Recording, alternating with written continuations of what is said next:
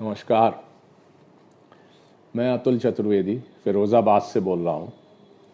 आज के Facebook live में आप सभी का स्वागत है। आज के फेसबुक लाइव का विषय है personal and environmental hygiene with special reference to कोविड-19। मतलब व्यक्तिगत एवं पर्यावरणीय स्वच्छता, विशेष संदर्भ कोविड-19। इस विषय में बात करने के लिए सबसे पहले मैं आपसे ये चर्चा करना चाहूंगा कि हाइजीन का अमूमन WHO के संदर्भ में और हम लोगों की समझ में क्या तात्पर्य है। किरण कुमार मिश्रा जी नमस्कार। हाइजीन ऐसी एक पूरी आदतों की सीरीज है जिससे कि लोग इंडिविजुअली और एक समुदाय के रूप में स्वस्थ रहें। यानी पहले इंडिविजुअल हुआ, फिर समुदाय हुआ, फिर प्रदेश हुआ, देश हुआ और पूरी ह्यूमैनिटी हुई। और सिर्फ ह्यूमैनिटी नहीं, पूरी जीव संरचना का विषय आ जाता है इसमें। सबसे पहली चीज यह है कि जो WHO कहता है, WHO ये कहता है कि hygiene refers to conditions and practices that help to maintain health and prevent the spread of diseases. Neera ji नमस्कार। इस परिभाषा में ही इसका संबंध बीमारियों से जुड़ने लगता है। यानी हाइजीन में कमी और बीमारी में बढ़ोतरी। पंकज राज जी नमस्कार। सऊद अंसारी जी आदाब है। तो क्या है कि सिर्फ साफ रहने की बात नहीं है, इतनी सी चीज से हाइजीन नहीं है। सिर्फ स्वच्छ रहने की अपने आप की बात नहीं है। इस पे आगे जब चर्चा करेंगे तो ये बात और स्पष्ट होती जाएगी। अब ये जो हाइजीन है, देखिए हाइजीन, क्लीनलीनेस और स्वच्छता, सफाई, इस सब में हिंदी और अंग्रेजी में थोड़ा बहुत फर्क हो जाता है, लेकिन इसको एक विस्तृत संदर्भ में हमको समझने की जरूरत है। महेंद्र चतुर्वेदी जी पालागन, थैंक्स नीरा। तो क्या है जो पर्सनल हाइजीन है, वो ये सारी जो बातें हैं वो पर्सनल अपने ऊपर लागू होती हैं। अरुण सिंगल जी नमस्कार। कैसे कि हम स्वयं साफ रहें, उसको और अभी इलेबोरेट करूंगा। हम खुद साफ रहें, हमारा घर साफ रहे। जो एनवायरमेंटल हाइजीन है उसमें क्या हो जाता है कि ऐसे काम किए जाएं सामूहिक रूप से, व्यवस्थित रूप से, कि ना सिर्फ हम स्वच्छ और साफ रहें बल्कि आसपास का पर्यावरण भी स्वच्छ रहे, साफ रहे। कोई बीमारी ना फैले, कोई इन्फेक्शन ना फैले। अमित उपाध्याय जी नमस्कार। कोई बीमारी ना फैले, कोई इन्फेक्शन ना फैले, आदि आदि। तो अब इसमें क्या है कि सबसे पहले मैं आपको याद दिलाऊंगा, और मुझे लगता है कि अधिकतर लोग इस वाक्य से, इसको आप कविता का अंश कह लीजिए, दोहा कह लीजिए, परिचित ही होंगे। आंख में अंजन, दांत में मंजन, नितकर नितकर नितकर, और कान में तिनका, नाक में उंगली, मत कर मत कर मत कर। ये जब बच्चे स्कूल जाते हैं शुरुआती दौर में, तो मुझे लगता है बहुत से बच्चों ने एक जमाने में सीखा होगा, और यहां से शुरुआत हो जाती है पर्सनल हाइजीन के पहले लेसन की। जब हम पर्सनल हाइजीन से आगे सोचते हैं कि और क्या हुआ, तो देखिए सबसे पहले आदमी को अपने शरीर की स्वच्छता का ध्यान देना है, जिसमें सुबह बाथरूम हैबिट्स हैं, साफ सफाई है, हाथ धोना है, नहाना है, नाखून काटना है, दांत का मंजन है, इस किस्म से एक पहले खुद, फिर हम जहां अपने कमरे में रह रहे हैं, हमारा बाथरूम है, हमारा घर है, ये साफ रहे। इस पे अभी जब मैं कल्चर्स की बात करूंगा तब इसको और आपसे इलेबोरेट करूंगा। अब क्या है, एनवायरमेंटल हाइजीन की बात हो गई कि वाटर सप्लाई है। अगर पानी जो कि सब जगह जा रहा है वो हम इंडिविजुअल लेवल पर साफ नहीं करेंगे, एक एक करके उसकी सफाई नहीं करेगा, सीमा जी नमस्कार, एक एक व्यक्ति अगर उसकी सफाई का ध्यान नहीं रखेगा तो आगे गंदगी फैलती जाएगी। पीने को, नहाने को, कुल्ला करने को, हर चीज के लिए पानी में गंदगी शुरू हो गई। उसके बाद खान पान में सफाई नहीं है, आप जहां से खाने का सामान ले रहे हैं वहां सफाई नहीं है। जहां पर आटा पिस रहा है, अब आपने तो पैक आजकल जैसा सिस्टम है ले लिया, अब वहां पर तिल चट्टे घूम रहे हैं, गंदगी है, सफाई नहीं है। तो यहां पे भी ये एक सवाल आता है एनवायरनमेंट, पूरा आसपास के वातावरण की सफाई का। राजकुमार पंडित जी नमस्कार, दीपक मांगो जी नमस्कार, धन्यवाद, नीना श्रीवास्तव गुड इवनिंग। उसके बाद क्या है, जो बच्चे स्कूल में पढ़ने जा रहे हैं और टीचर पढ़ाने जा रहे हैं, स्टाफ भी है, या आप कोई और ऑफिस, सरकारी दफ्तर है, बैंक का दफ्तर है, प्राइवेट दफ्तर है, इस सारी जगहों पर जो एक साफ सफाई का, और अगर आप शहरों की बात करें तो उसमें साफ सफाई का जो माहौल होता है, इस पूरे को इंडिविजुअल से शुरू करके और पूरे समुदाय के को लेके हम पर्सनल हाइजीन और एनवायरमेंटल हाइजीन की चर्चा एक कर सकते हैं। अच्छा, ये जो एनवायरमेंट है, ये एनवायरमेंट सिर्फ ऐसा नहीं है कि हमारे आसपास पानी है और हवा है और पेड़ पौधे हैं, यही एनवायरमेंट हो गया। देखिए, इस एनवायरमेंट में रेलवे स्टेशन के प्लेटफॉर्म्स हैं, बस स्टैंड्स हैं, यानी इस तरीके के न जाने कितनी जगह हैं जो ऐसे हमारा ध्यान नहीं जाता। Satyendra Jain ji good evening.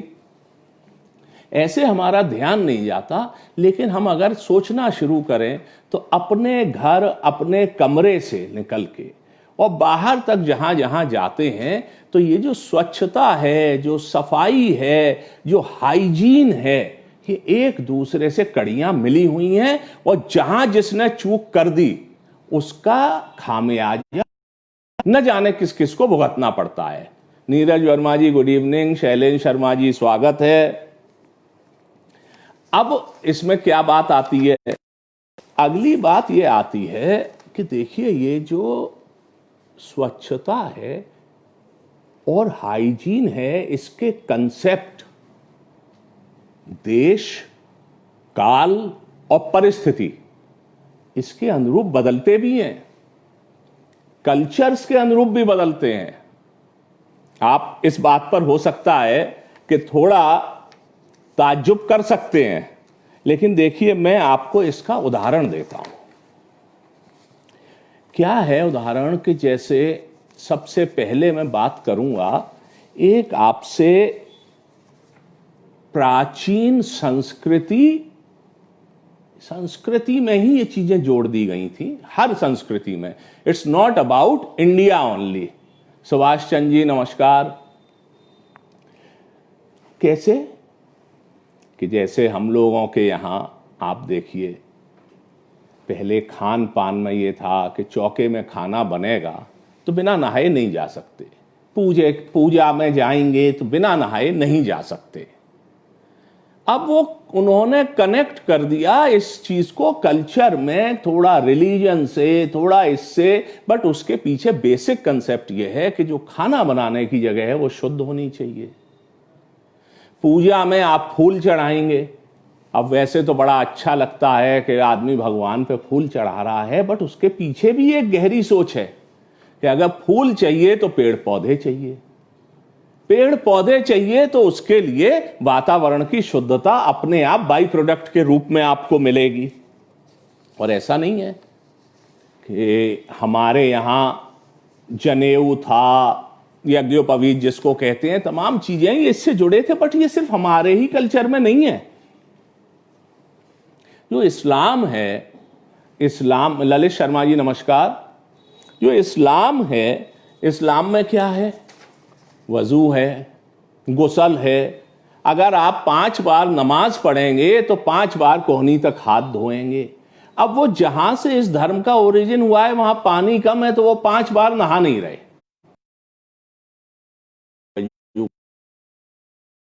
धोएंगे, और दिन में 5 बार पैर धोएंगे। एक एक चीज प्रिस्क्राइब्ड है हर कल्चर में। अगर इसी चीज को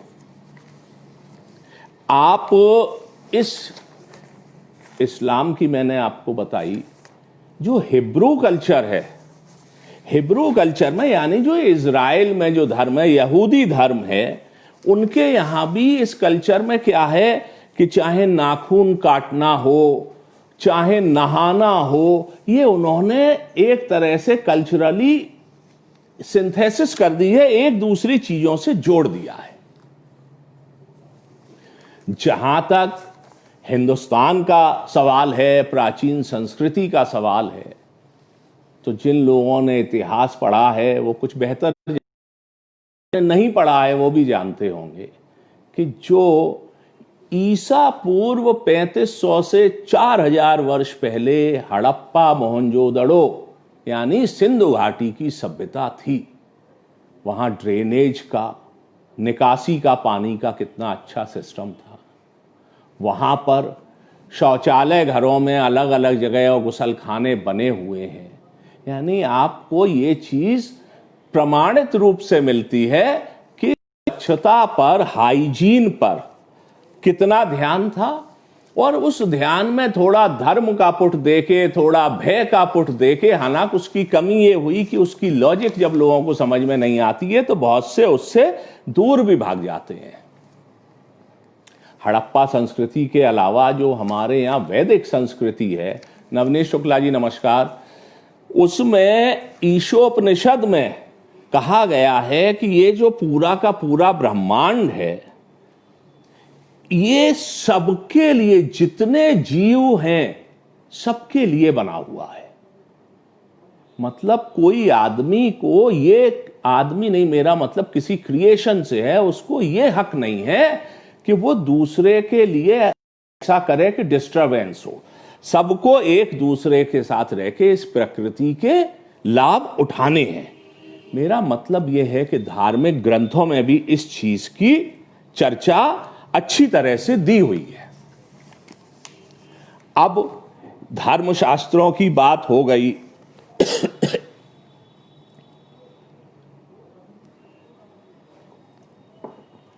इसमें कहीं कहीं, कमलेश जैन छम्मू जी नमस्कार, कहीं कहीं डेविएशन भी है, विद्रूपताएं भी हैं, और मैं इसको कहूंगा कि एक अलग किस्म का दुरुपयोग भी है। वो भ्रांतियों से आधारित है। जैसे कि एक प्राचीन काल में क्रिश्चियनिटी में क्रिश्चियंस ऑफ एलाउसिया थे।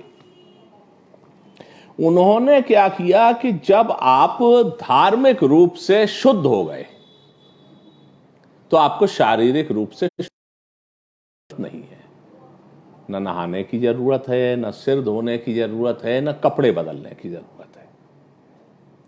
तो जैसा मैंने आपसे कहा कि कल्चर्स का फर्क है। रवि, क्या हाल है? धन्यवाद। तो कल्चर्स का फर्क है। उस कल्चर में उस इलाके के भौतिक कारण मिले हुए हैं, जिन भौतिक कारणों से स्वच्छता के पैरामीटर्स में फर्क आ जाता है। अब क्या है कि हिंदुस्तान की, देखिए हम लोगों की तो आखिर में जो भी बात है वो इंडिया में ही आके जुड़ जाएगी। तो इंडिया में आके हम क्या करेंगे कि हमारे यहां हर चीज में एक फिलॉसॉफिकल एंगल और हो जाता है। तो हमारे यहां ये मानना है कि सिर्फ हमारी ही शुद्धता आवश्यक नहीं है, यानी भौतिक शारीरिक, अपितु आत्मिक शुद्धता भी जरूरी है। लेकिन महात्मा गांधी जी ने एक जगह बहुत अच्छी बात कही है, आपसे एक दूषित प्रदूषित वातावरण में स्वस्थ शरीर नहीं रह सकता। उसी किस्म से एक अनहेल्दी, दूषित, अनहाइजीनिक बॉडी में स्वस्थ अच्छी सोच का मस्तिष्क कैसे रह सकता है। तो ये जो आत्मिक शुद्धता का भी जो एक फिलॉसॉफिकल एंगल है, उसके लिए भी हमको आसपास का माहौल, आसपास अपने घर में, अपने कमरे में, अपने मोहल्ले में, इस सब में शुद्धता की बहुत आवश्यकता है। लेकिन असली बात क्या है कि ये जो ह्यूमन रेस है, मानव जाति है, हम नई नई चीजें बनाने में बहुत माहिर हैं। कैसे? नई नई खाने की चीजें बनाएंगे, पाक कला में माहिर हैं, बिल्डिंग बनाएंगे, डेवलपमेंट की तमाम चीजें, गाड़ी घोड़े, धीरेन्द्र प्रताप जी नमस्कार, गाड़ी घोड़े, एक से एक मॉडर्न इक्विपमेंट्स बनाएंगे। लेकिन हम ये भूल जाते हैं कि इनके जो बाई प्रोडक्ट हैं, अगर हमने उसके निस्तारण का सही रास्ता नहीं सोचा, तो ये जो हम विकास की गति पे चल रहे हैं, इसमें अनहाइजीनिक कंडीशन से विकास की जगह विनाश का भी कदम साथ के साथ बढ़ता चला जाएगा।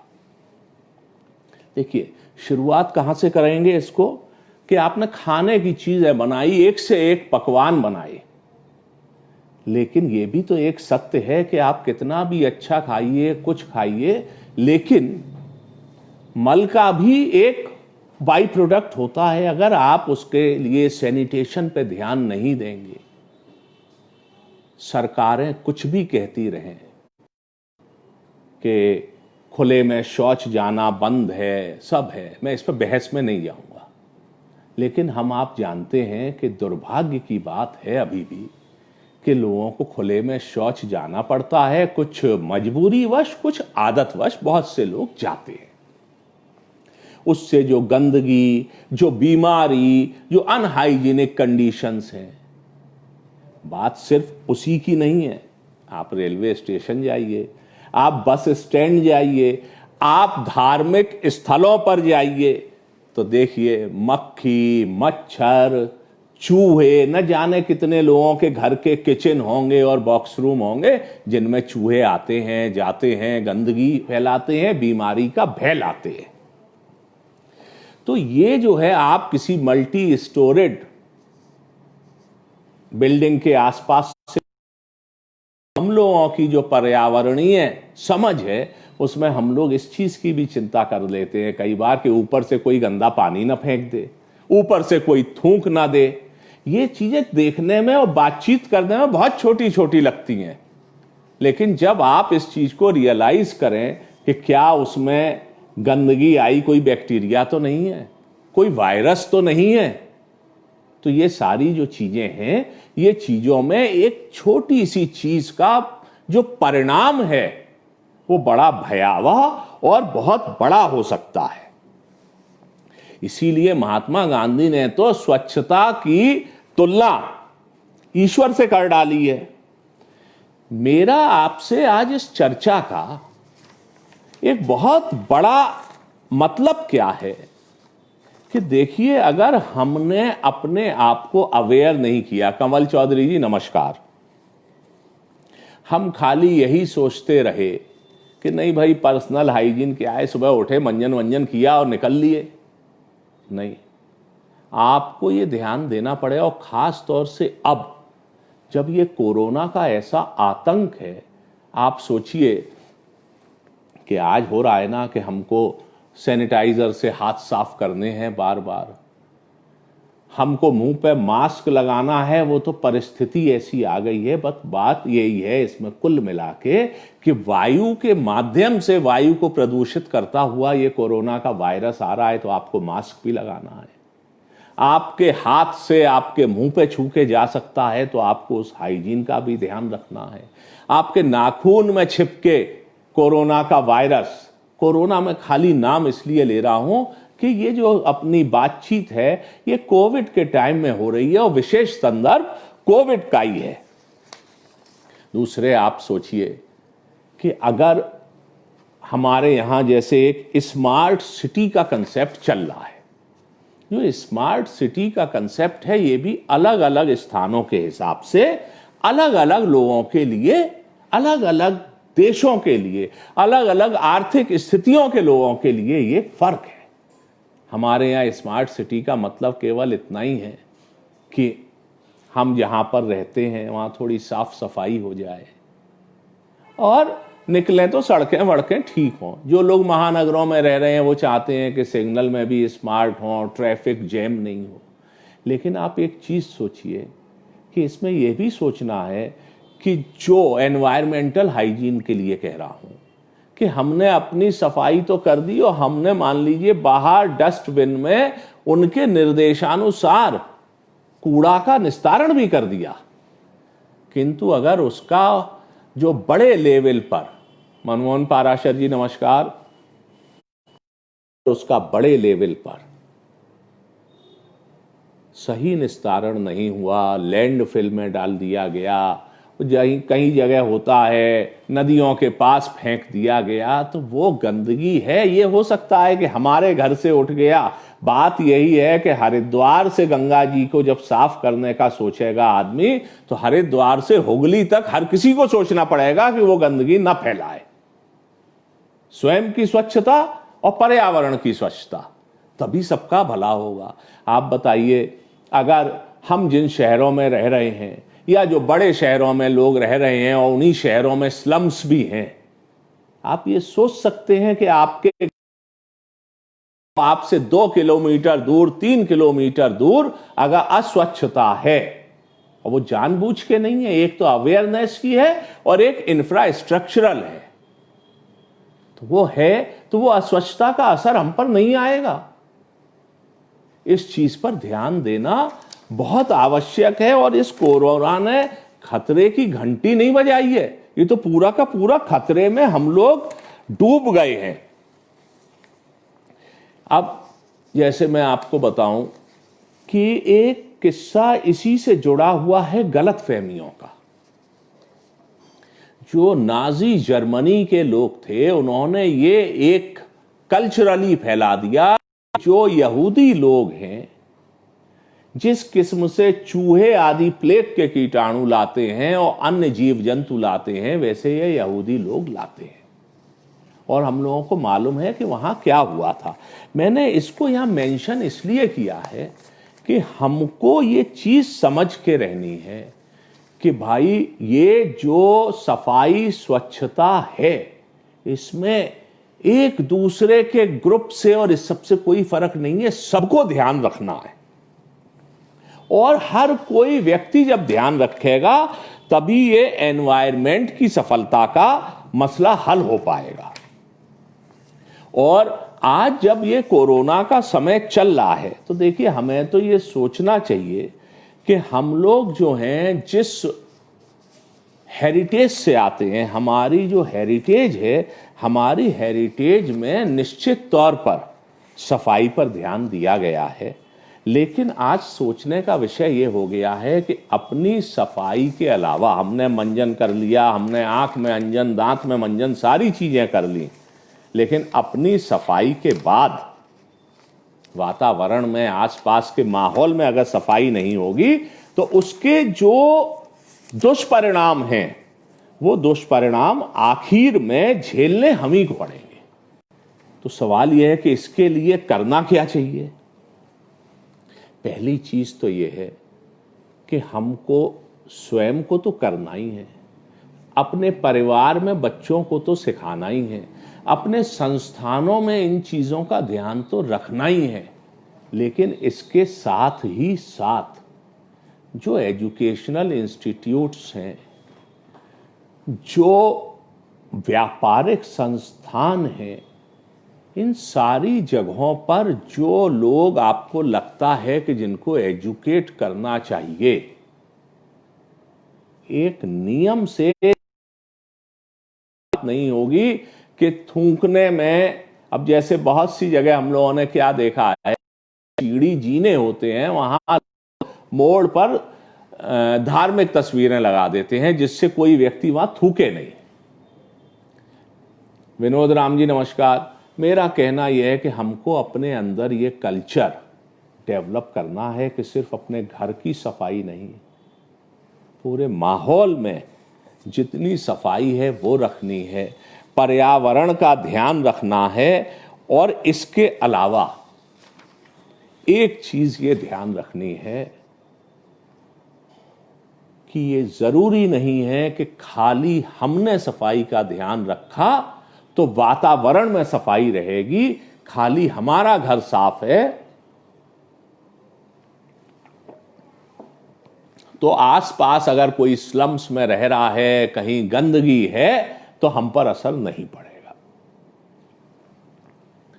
इन चीजों को ध्यान में रखते हुए आज इस विषय को मेरा उठाने का, बहुत से लोग सोच सकते हैं कि ये जो हाइजीन का विषय है ये बहुत महत्वपूर्ण नहीं है, लेकिन मेरा मानना यह है कि जो कोविड-19 की बीमारी है इसने हमारी लाइफ स्टाइल में हाइजीन से संबंधित भी, इंडिविजुअल की भी और एनवायरनमेंट की भी एक नई सोच डेवलप करने की आवश्यकता पैदा कर दी है। सैनिटाइजर से हाथ नहीं कब तक धोएंगे? जैसे ही ये कोविड थोड़ा हल्का पड़ेगा तो लोग लापरवाही करने लगेंगे, और लापरवाही क्या करने लगेंगे, कर रहे हैं। आप बाहर जाके देखिए कितने लोग मास्क लगा के घूम रहे हैं। मैं तो ये देख रहा हूं कि ना सोशल डिस्टेंसिंग का पालन करते हैं, ना मास्क लगा रहे हो। ये सब पार्ट ऑफ हाइजीन भी है। हमको खुद चेक करना है तब दूसरे बचेगा, और दूसरा चेक करेगा तब हम बचेंगे। तो मेरा आप सबसे ये कहना है कि इसको खाली इस जिम्मेवारी को कोविड-19 में मत समझिए कि नगर निगम ने सैनिटाइज कर दिया, मेडिकल लोगों ने, मेडिक्स ने, पैरामेडिक्स ने, कोई तकलीफ है तो देख लिया पीपीई किट पहन के या फेस शील्ड लगा के। अगर हम सुधरेंगे नहीं तो ये रुकेगा कैसे? अगर हम हाइजीन, स्वच्छता, उसके नियमों का पालन नहीं करेंगे तो कैसे सुधरेगा?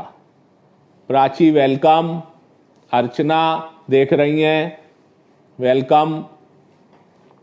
मेरा आप लोगों से इस आज के लाइव के माध्यम से ये निवेदन है कि देखिए इस विषय को हल्के में मत लीजिए। स्वच्छता अपनी, अपनों की और अपने इलाकों की। Vivek ji good evening. Self reliance is must, बिल्कुल ठीक कहा आपने। अपनी, अपने घर की, बड़े शहरों में जो लोग रह रहे हैं उनकी बिल्डिंग की, छोटे शहरों में रह रहे हैं उनके मोहल्लों की, ग्रामीण क्षेत्र में रह रहे हैं उनके इलाकों की, सब जगह स्वच्छता पे ही जीवन आगे का आधारित है। और ये आप समझ लीजिए कि सिर्फ सरकारों का दायित्व तो नहीं है। मैं उम्मीद करता हूं कि भले ही आप लोगों को हो सकता है कि आज के इसमें कुछ रोचकता कम लगी हो, लेकिन ये बहुत गंभीर विषय है और इस गंभीर विषय पे आप जरूर एक बार सोचिए और इस पर ध्यान दीजिए। इससे हम लोगों का ही जीवन नहीं जुड़ा है, पूरी मानवता का ही जीवन नहीं जुड़ा है, अपितु जितने पर्यावरण में इस पृथ्वी पे जितने भी किस्म के क्रिएचर्स हैं उन सब अस्तित्व हाइजीन से जाके जुड़ता है। और चूंकि उसमें सबसे बड़ी गंदगी फैलाने वाला जीव मनुष्य है, इसलिए की जिम्मेवारी निश्चित तौर पर बढ़ती है। प्रकृति चेतावनियां भेजती है अलग अलग रूप में, एनक्रिप्टेड संदेश तो अक्सर आते हैं, लेकिन इस बार एक writing on the wall type का संदेश कोविड-19 के रूप में प्रकृति ने भेजा है। आप लोग इस पर ध्यान दीजिए, सारी सावधानियां बरतिए। जो आपको बिना मास्क लगाए पब्लिक प्लेस पर दिखे उसको टोकिए, क्योंकि ये पूरी मानवता का सवाल है। स्वच्छ रहिए, स्वस्थ रहिए। अगले सप्ताह किसी और महत्वपूर्ण टॉपिक पर चर्चा करेंगे। तब तक के लिए आज्ञा दीजिए। आप सबका इस चर्चा में शामिल होने के लिए धन्यवाद। नमस्कार।